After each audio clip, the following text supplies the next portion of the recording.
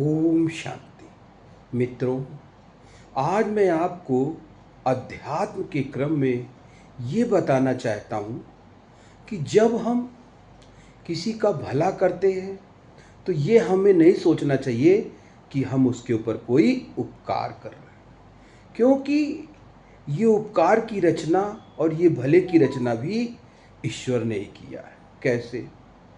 ये तो सभी को पता है, सभी जानते हैं। इस सृष्टि की रचना ईश्वर ने की है। उस ईश्वर के कई नाम हैं। हर आदमी व्यक्ति अपने अपने हिसाब से बोलता है। कोई भगवान बोलता है, कोई अल्लाह बोलता है, कोई वाहे गुरु बोलता है। इस तरीके से सब लोग बोलते रहते हैं। लेकिन ये बात सबको जानना चाहिए कि भगवान ने हमको जब इस सृष्टि की रचना की तो उसने सबकी उत्पत्ति की। जीव, जानवर, जंतु, पेड़ पौधे, सबकी रचना की। तो जब हम मानव के उत्थान और पतन के बारे में बात करते हैं तो भगवान ने हमको किसी को राजा बनाया, किसी को रानी बनाया, किसी को अमीर बनाया, किसी को गरीब बनाया, किसी को भिखारी बनाया, किसी को विकलांग बनाया, किसी को चोर बनाया, किसी को पापी बनाया। इस तरीके से सारी रचनाएं उसके ही द्वारा की गई हैं।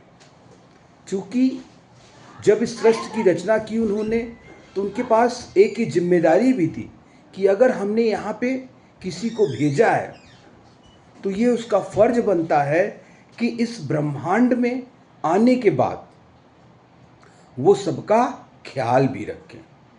जैसे अगर वो राजा है तो उस राजा की ये पूरी जिम्मेदारी है कि वो अपने प्रजा का पूरी तरीके से देखभाल करे, उसके खाने पीने का इंतजाम करे, उनकी प्रजा कहीं भूखी न रहे। तो वो राजा कोई प्रजा पे कोई परोपकार नहीं कर रहा, ये उसका फर्ज है। और वो राजा वही स्थायी रूप से रहेगा जो लगातार ईश्वर के द्वारा किए गए कार्यों को अच्छी तरीके से करेगा। अगर उसने सोच लिया, उसके अंदर ये घमंड आ गया कि अरे नहीं, मैं तो राजा हूँ, मैं इनका पेट पाल रहा हूँ, इनको सबसे कर रहा हूँ, तो वास्तव में उसका उसी दिन से ही दिन खराब होने लगेगा। उपकार आप नहीं कर रहे हैं, उपकार उस भगवान ने आप पर किया है कि जाओ, आपको मैं ये बनाता हूँ और वहाँ पर जाके सारे कार्य करो।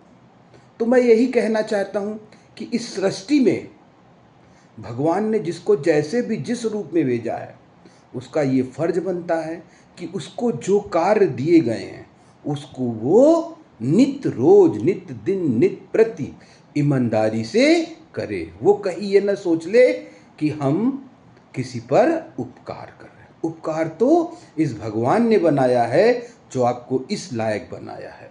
ओम शांति।